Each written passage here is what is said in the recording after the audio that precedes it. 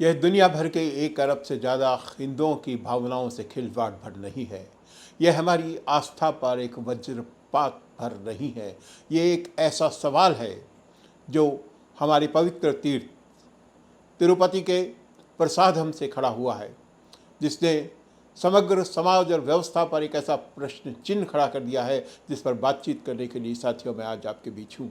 मेरे 3000 से अधिक टीवी चैनल्स कार्यक्रम प्रसारित हुए हैं। आप लोगों से बातचीत करने का मुझे मौका मिला है, कभी आक्रोश के साथ, कभी गुस्से के साथ और कभी चिंता के साथ मैं आप लोगों के बीच आया हूँ। लेकिन आज मैं आक्रोशित नहीं हूँ, जबकि मुझे आक्रोशित होना चाहिए। आज मैं व्यथित हूँ, आज मैं दुखी हूँ, एक पीड़ा का इजहार करने के लिए और कैसे हम उस पीड़ा से मुकाबला करके इस समस्या से मुक्त हो सकते हैं, उससे चर्चा करने के लिए आपके बीच हूँ। साथियों,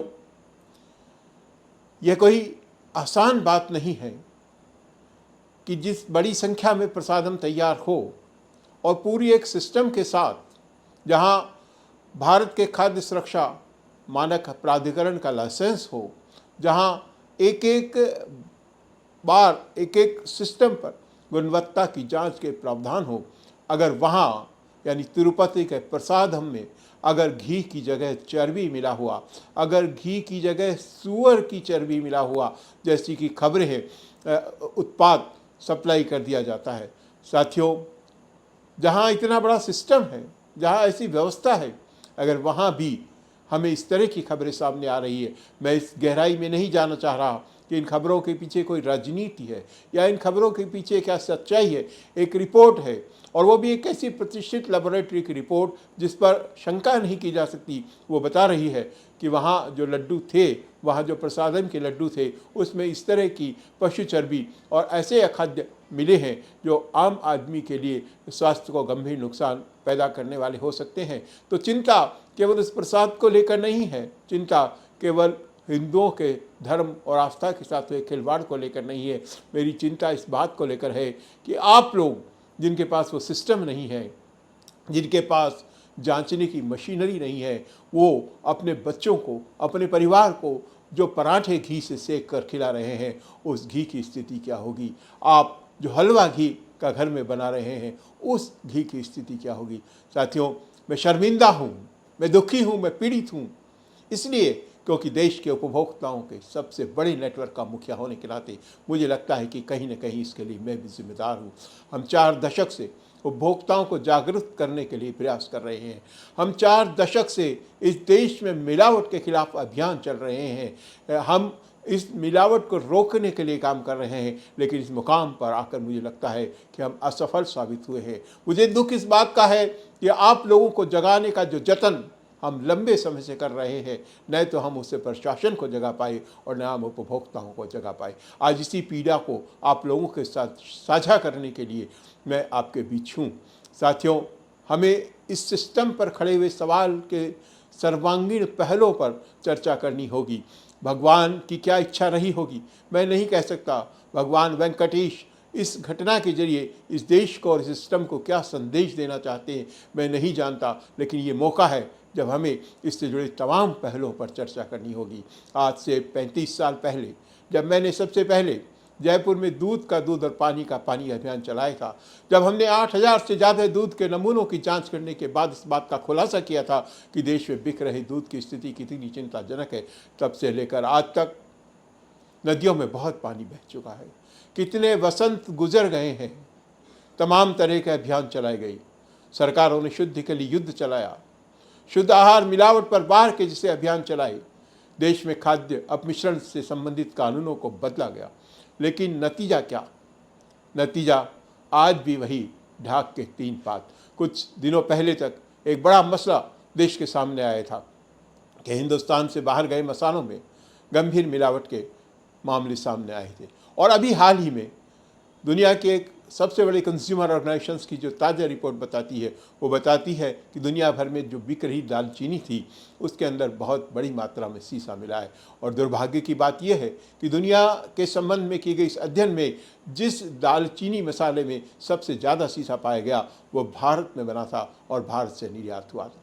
तो साथियों, आज हमें केवल इस बात को नहीं विचार करना है कि देवस्थानम के प्रसादम में जो मिलावट सामने आई है, बल्कि हमें ये देखना होगा कि इसने पूरे सिस्टम पर जो सवाल खड़ा कर दिया है, पूरी व्यवस्था पर जो सवाल खड़ा कर दिया है। और इस बात की हमेशा हम बात करते रहे थे कि मिलावट बनी महामारी, अब तो जागो दुनिया सारी, उस पर चर्चा करने के लिए, और उन सबसे ज़्यादा केवल चर्चाओं तक सीमित रहने की ज़रूरत नहीं है। क्यों हम इस समस्या से मुकाबला नहीं कर पाए?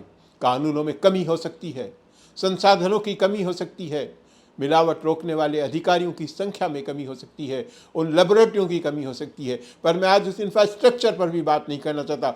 मैं अपनी पीड़ा आम उपभोक्ताओं के साथ, आपके साथ बांटने आया हूँ। साथियों, आप में से कितने लोग हैं जो ये कह सकते हैं कि उन्हें नहीं पता कि बाजार में जो सामान बिक रहा है वो मिलावटी है? आप में से कितने लोग हैं जो दावे के साथ ये कह सकते हैं कि उन्होंने कभी कोई मिलावटी खाद्य सामग्री का उपयोग नहीं किया है? लेकिन चिंता इस बात की है कि आप में से कितनों ने खड़े होकर उसके खिलाफ विरोध में अपनी आवाज़ उठाई? आप में से कितने लोग आगे आए जिन्होंने आकर कहा कि हमें ये मिलावटी खाद्य सामग्री आई है और हम इसके खिलाफ कार्रवाई करना चाहते हैं? साथियों, चर्बी मिला घी इससे पहले भी देश में कई बार चर्चा में आता रहा है। आगरा के सुदूर जंगलों में हड्डियों से पिघला कर निकाला गया वसा किस तरह घी में मिलता रहा है, इसकी खबरें आम रही है। आज हिंदुस्तान के तमाम क्षेत्रों में हम देखने जाएंगे तो मंदिरों के आसपास पूजा के घी के नाम पर एक ऐसा घी बेचा जा रहा है जिसकी शुद्धता को लेकर कोई गारंटी नहीं है। और कई बार तो बहुत बारीक अक्षर में उनके ऊपर लिखा होता है कि ये घी केवल पूजा के उपयोग के लिए है, ताकि खाद्य विभाग के दायरे में उसे खाने पीने की चीज़ मानते हुए वे उसके ऊपर कार्रवाई नहीं कर सके। साथियों, शासन प्रशासन की अपनी सीमाएं हैं, लेकिन इस मिलावट से हम जो नहीं लड़ पा रहे हैं, और इस मिलावट के चलते आज हम जो देख रहे हैं कि कैंसर आज घर घर में पहुंच गया है। आज हम देख रहे हैं किडनी फेल्यूर के मामले हमारे सामने आ रहे हैं। आज हम देख रहे हैं कि हार्ट और ब्रेन स्ट्रोक से संबंधित शिकायतें दिन पर दिन बढ़ रही है। लेकिन क्या आज भी आम उपभोक्ता के रूप में आपने अपने आप को कभी इस मिलावट से लड़ने के लिए खड़ा करने की कोशिश की? क्या आपने कभी सवाल उठाया? क्या आपने कभी प्रशासन से सवाल किया? हमारे लंबे अभियान के बाद मुझे याद आता है 35 साल पहले मैंने गंगापुर की मंडी से सबसे पहले मिलावट के खिलाफ अभियान शुरू किया था, और तब एक आवाज़ दी थी देश के साथियों को, मेरे उपभोक्ता आंदोलनकारियों को, कि वे मिलावट के खिलाफ खड़े हों। मिलावट बनी महामारी, अब तो जागो दुनिया सारी की उस आवाज़ को हम आज भी महसूस करते हैं कि वो नाकार खाने में तूती की आवाज़ बनी हुई है। क्योंकि न तो शासन और प्रशासन उस अनुरूप सख्ती कर पाए जैसी इस देश की परिस्थितियों में ज़रूरी थी, और न ही आम उपभोक्ता उसके लिए खड़ा हो पाया, उसके खिलाफ अपने आप को बदलने की कोई इच्छा शक्ति दिखा पाया। साथियों, अक्सर कहा जाता है कि माँ भी बच्चे को तभी दूध पिलाती है जब वो रोने लगता है। अगर वो खेल रहा होता है, अगर उसे चिंता नहीं है, तो वो देखती है अभी खेलने दो, थोड़ी देर बाद पिला दूंगी। आज यही स्थिति उपभोक्ताओं की है, उपभोक्ता संरक्षण की है, जो आज इस स्थिति से जूझ रहे हैं, जो आज इससे पीड़ित हैं, और जो आज अपनी पीढ़ियों को इस पर दाव पर लगा चुके हैं। कहीं नज़र नहीं आता कि वो इससे चिंतित है। जब अखबार में खबरें छपती है, एक बार फिर से प्रसादम को लेकर हल्ला मचा है, तो हमारे अंदर मन में इजहार होता है कि ये सब क्या हो रहा है। लेकिन कुछ दिन बाद सब हम उसी तरह भूल जाते हैं। सवाल यहाँ इसलिए ज़्यादा बड़ा हो गया है कि अक्सर जब खबर छपती है कि मिलावटी शराब से सैकड़ों लोग मर गए हैं, तो हमें लगता है कि उन्होंने कानून को तोड़ा है। तब हमें लगता है कि उन्होंने गुणवत्ता युक्त शराब नहीं पी होगी। तब हमें लगता है कि उन्होंने गरीबी के चलते, अपनी कमजोरी के चलते सस्ती शराब के चक्कर में अपनी जान गंवा दी होगी। लेकिन इस बार सवाल इसलिए बड़ा है क्योंकि वो उस जगह से आया है जो पैसे की दृष्टि से, प्रतिष्ठा की दृष्टि से और धार्मिक आस्था की दृष्टि से शीर्ष पर, चोटी पर है। जहाँ एक पूरा सिस्टम है, प्रसादम के लड्डू के पैसे देकर उपभोक्ता ने वो प्रसादम हासिल किया है, और उस प्रसादम को बनाने का मैकेनिज्म पूरी तरह एक सिस्टमेटिक है। उसके पैकेट पर वो निशान लगा है जो बताता है कि वो शुद्ध है। उस पर उस खाद्य सुरक्षा और मानक प्राधिकरण की मोहर है जो इस बात की जिम्मेदारी लेता है कि आप आंख मीच करके इस सामान को खरीद सकते हैं। तो सवाल ये उठता है, जब तमाम सिस्टमेटिक चीज़ों के बावजूद अगर उपभोक्ताओं के साथ ऐसी ठगी हो सकती है, तो आखिर बाकी चीज़ों को लेकर हम कैसे निश्चिंत रह सकते हैं? साथियों, मैं निश्चित रूप से इस मामले को लेकर कार्रवाई करने के लिए आया हूँ। देश के उपभोक्ता संगठन पूरे मामले की तह में जा रहे हैं। हमने आंध्र प्रदेश में इस मामले को लेकर के अपने प्रतिनिधियों से आगे बातचीत करने के लिए कहा है और जल्दी ही हम पूरी तह में जाकर इस मामले की रिपोर्ट आप सबके सामने लाएंगे।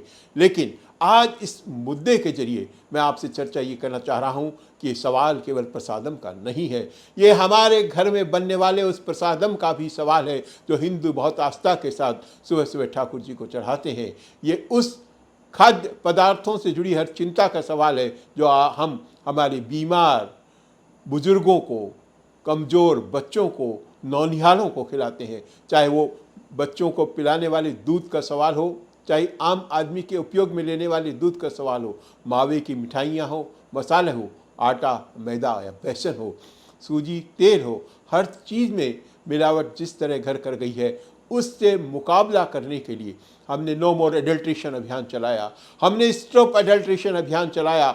सरकारों ने अपने अपने स्तर पर अभियान चलाए, पर वे इसलिए सफल नहीं होते क्योंकि उसमें जिस जन भागीदारी की जरूरत है वो जन भागीदारी नज़र नहीं आती है।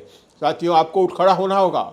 अगर इस बार भी हम नहीं चेते, तब भी जबकि हमारी सबसे बड़ी आस्था के साथ खिलवाड़ हुआ है, तब जबकि इस खबर ने वो सच्ची है या गलत है आने वाला समय बताएगा। पूरे हिंदुस्तान में एक भूचाल चला दिया है। अगर आज भी हम खड़े नहीं हुए तो फिर हम ये मान लें कि हम खुद अपनी पीढ़ी को पीढ़ी दर पीढ़ी नष्ट होने के लिए छोड़ रहे हैं। निजी स्वार्थी लोगों ने, मैं हमेशा बात करता हूँ उन व्यापारियों की जो मिलावटखोर हैं, आज उन्होंने अपने हौसले को सर्वोच्च पर ले जाकर दिखाया है। आज उन्होंने हमारे सबसे बड़े सिस्टम के ऊपर चोट मारी है, लेकिन उनका ये इतना हौसला बढ़ा क्यों है? क्योंकि जो लोग इसके शिकार हो रहे हैं वो संगठित नहीं है, वो एकजुट नहीं है, वो अपने खिलाफ होने वाली शोषण के खिलाफ आवाज़ उठाने के लिए आगे नहीं आ रहे हैं। क्या आप जानते हैं आज अस्पतालों में सबसे ज़्यादा लोग मिलावट की वजह से हो रही बीमारियों का शिकार होकर पहुंच रहे हैं। लेकिन हमें चिंता इसलिए नहीं है कि जब हमारा कोई साथी, जब हमारा कोई परिचित, जब हमारा कोई रिश्तेदार अस्पताल में मृत्यु को प्राप्त होता है तो डॉक्टर ये लिख के नहीं देते कि ये मिलावट से मरा है। वो कहते हैं कि ये किडनी फेल से गया, ये हार्ट अटैक से गया, ये तमाम तरह की दूसरी बीमारियों से गया। लेकिन हमें समझना होगा कि उन बीमारियों के पीछे की असलियत क्या है। आज जिन रसायनों से फल और फ्रूट्स पका करके बाज़ार में बेचे जा रहे हैं, आए दिन उनकी खबरें आप देखते रहे हैं, और वो कैंसर को करने वाले ऐसे घातक रसायन हैं जिनको जब हम फल ये सोचकर खाते हैं कि स्वास्थ्य के लिए ये बहुत ज़रूरी है, वो हमें नुकसान पहुंचाता है। हमारी डॉक्टर्स हमें कहते हैं सलाद खाइए क्योंकि आपको फाइबर्स की ज़रूरत है। और जब हम सलाद के लिए वो सब्जियां लेकर आते हैं, जब हम सलाद के लिए उन वनस्पतियों का उपयोग करते हैं, तो उनके ऊपर छिड़का हुआ कीटनाशक हमें जितना फ़ायदा देना चाहता है उससे कहीं अधिक नुकसान देता है और हमारे लिए गंभीर संकट खड़े करता है। साथियों, बहुत से लोग चर्बी से नाराज़ नहीं हो सकते क्योंकि वे चर्बी को खाने वाले लोग हैं। बहुत से लोग मांसाहारी हैं। देश की बहुत बड़ी आबादी मछली और दूसरी तरह के मांसाहारी उत्पादों पर जिंदा है। लेकिन क्या आप जानते हैं कि डेयरी प्रोडक्ट्स जिनके जरिए मांसाहार आपको परोसा जा रहा है वो किस कदर घातक आपको नुकसान कर रहे हैं? क्योंकि उनकी गुणवत्ता को लेकर भी वैसे ही सवाल और वैसी चिंताएं खड़ी होती रही है जैसे आज प्रसादम को लेकर हुई है। आज हम जो खेती कर रहे हैं, मुर्गी पालन कर रहे हैं, उन मुर्गियों को हम क्या खिला रहे हैं? आज हम जिन जानवरों की चर्बी का उपयोग कर रहे हैं, उन जानवरों की सेहत और गुणवत्ता कैसी है? उन जानवरों को जो दवाएं दी जा रही है, उन दवाइयों का मानव शरीर पे कितना गंभीर प्रभाव पड़ रहा है, इस पर चिंतन करने का भी ये उपयुक्त समय है। साथियों, दूध की बात हम करें, फिर हम घी पर आएंगे, लेकिन उससे पहले क्या आपको पता है कि देश में बहुत बड़ी तादाद में दूध देने वाले जानवरों को ऐसे इंजेक्शन लगाए जाते हैं जिनके जरिए वो अधिक दूध देते हैं। लेकिन वो इंजेक्शन हमारे परिवार के सदस्यों को कितना गहरा नुकसान पहुंचाते हैं, आप में से कितने लोग जानते हैं? आज कम उम्र में लड़कियां जवान हो रही है और उसका कारण ये है कि उनको वो उत्तेजना वाले इंजेक्शन जो जानवरों को दिए जाते हैं ताकि वो अधिक दूध दे सके, उनका खुराक उस दूध के साथ उन बच्चियों को मिल रही है। हमारे परिवार तबाह हो रहे हैं इस मिलावट के जरिए, लेकिन उसके लिए हमारी चिंता इसलिए नहीं है। एक पुरानी कहावत है, कोई भी क्रांतिकारी अच्छा लगता है हमें, लेकिन वो दूसरे के घर में पैदा होना चाहिए, हमारे घर में नहीं। जब तक हम इसी माहौल के साथ जिएंगे, इस तरह की खबरें बार बार आती रहेगी, इस समाज के गाल पर थप्पड़ लगाती रहेगी, इस व्यवस्था पर प्रश्न चिन्ह उठाती रहेगी। लेकिन अगर हम वास्तव में इससे व्यथित हैं, जैसे मैं कह रहा हूँ, मैं शर्मिंदा हूँ, मैं पीड़ित हूँ, मुझे अपने आप पर आक्रोश है, इसको हम तभी बदल सकते हैं जब हम इस आक्रोश को अपने लीजिए, जब आज हम इस बात का संकल्प लेकर खड़े हों कि अब मिलावट और नहीं, नो मोर एडल्ट्रेशन, स्टॉप एडल्ट्रेशन। अब हमें इसे रोकना होगा, और इसे आप ही रोक सकते हैं। जब दूध वाला दूध में पानी मिलाकर आपको देता है, आपको लगता है ये सिर्फ पानी है, लेकिन आप नहीं जानते कि उसने गंदे नाले का पानी आपके दूध में मिलाया होता है, क्योंकि वो अधिक थिक होता है, वो अधिक गाढ़ा होता है साफ पानी के स्थान पर।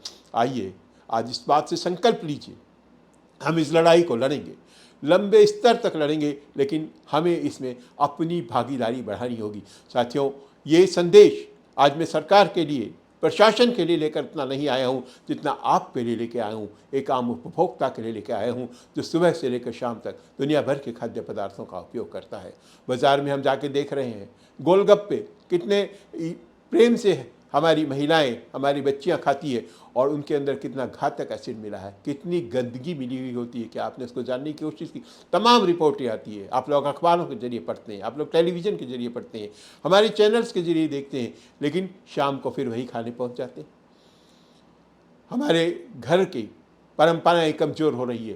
पहले हम घर में आटा पीसते थे, हम मसाले लाकर घर में पीसते थे, खाद्य पदार्थ घर में बनाए जाते थे, लेकिन आज धीरे धीरे जो उपभोक्तावाद और बाजारवाद हमारे ऊपर हावी हो रहा है, उसने उन तमाम परंपराओं को तोड़ दिया है। आज स्थिति ये हो रही है कि हर दूसरे और तीसरे दिन हमें घर से बाहर खाना खाने जा रहे हैं, हम बाहर का खाना मंगा रहे हैं। आज की जो नई ऑनलाइन टेक्नोलॉजी आई है, घर बैठे डिलीवरी के जरिए आप जो खाद्य पदार्थ विभिन्न कंपनियों से मंगा रहे हैं, आपको ये नहीं पता कि वो कहाँ बन रहे हैं, आपको ये नहीं पता कि वो किन परिस्थितियों में बन रहे हैं, आपको ये नहीं पता कि उनमें क्या मिलाया जा सकता है।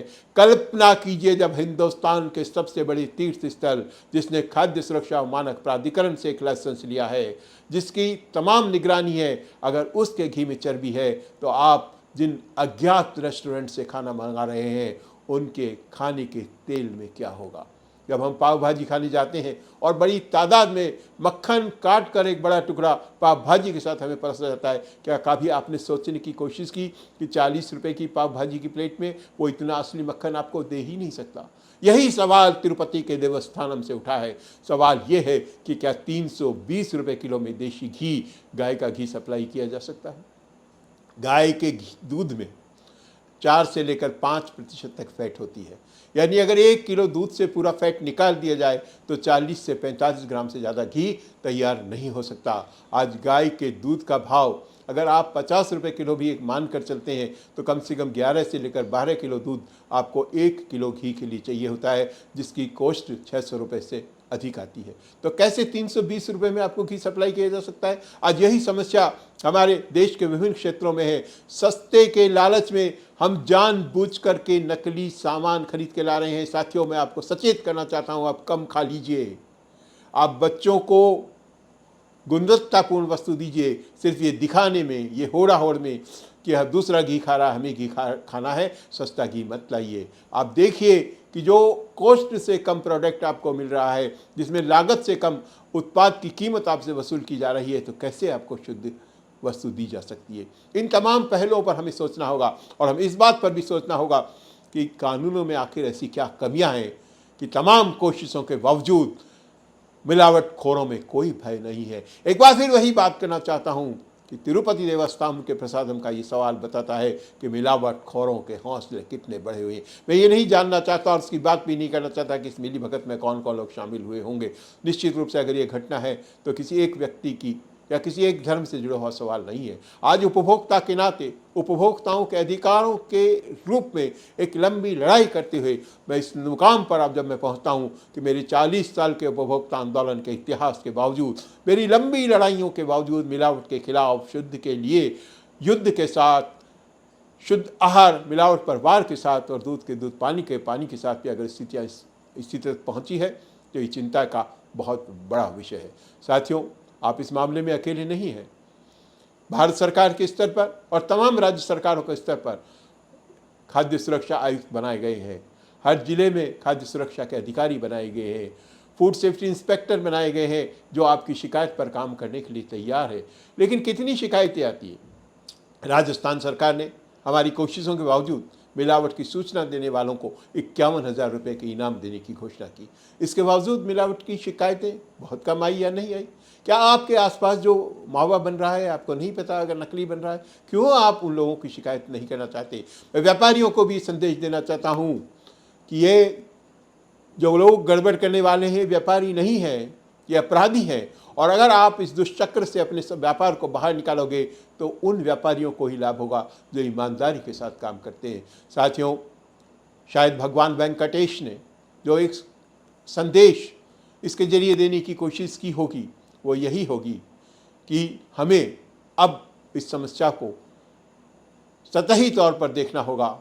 घर घर में हमें ऐसे टेस्टिंग किट डेवलप करने होंगे जहां हम पहचान कर सकें कि खाद्य पदार्थों में जो चीज़ें हमें पहुंच रही है वो जहरीली तो नहीं है, वो नुकसानदायक तो नहीं है, वो हमारी धार्मिक आस्थाओं पर चोट पहुंचाने वाली तो नहीं है। जैसा हमने एक सूचना के अधिकार को सुनिश्चित करने के लिए हरी बिंदी और लाल बिंदी के जरिए आपको समझाने की कोशिश की कि अगर हरी बिंदी है तो वो आपके लिए शाकाहारी होगी, लेकिन तमाम एजेंसियों से मान्यता के बावजूद अगर वो हरी बिंदी लगा हुआ उत्पाद मांसाहारी है तो हमें क्या करना होगा, कैसे हम इस सिस्टम में बदलाव ला सकते हैं, इस पर सोचने की ज़रूरत है। साथियों, मैं जानता हूँ कि एक बार की आपकी चर्चा के साथ हम किसी नतीजे पर नहीं पहुंच पाएंगे, इस पर हमारे सतत प्रयास जारी रहेंगे, लेकिन ज़रूरत इस बात की है कि उठिए, खड़े होइए, आगे आइए, आवाज़ बनिए इस समाज की, ताकि इस गंभीर समस्या से जो आज हर एक व्यक्ति में व्याप्त हो चुकी है, समाज के हमारे हर तबके में व्याप्त हो चुकी है, लड़ने में हम कामयाब हो सके। और मैं उम्मीद करता हूं कि भगवान वेंकटेश हमें वो शक्ति देंगे कि अंततः